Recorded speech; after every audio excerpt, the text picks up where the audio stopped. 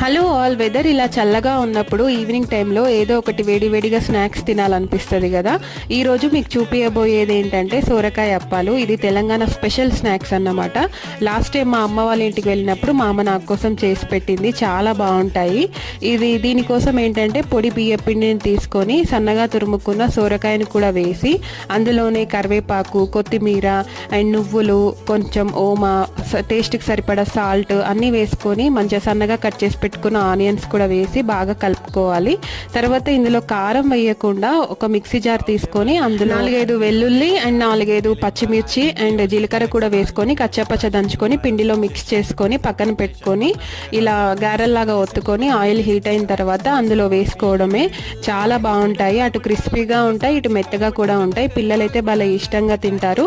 మీరు కూడా తప్పకుండా ట్రై చేసి మీ ఇంట్లో వాళ్ళకైతే చేసి పెట్టండి. వీడియో నచ్చితే ప్లీజ్ లైక్ అండ్ సబ్స్క్రైబ్.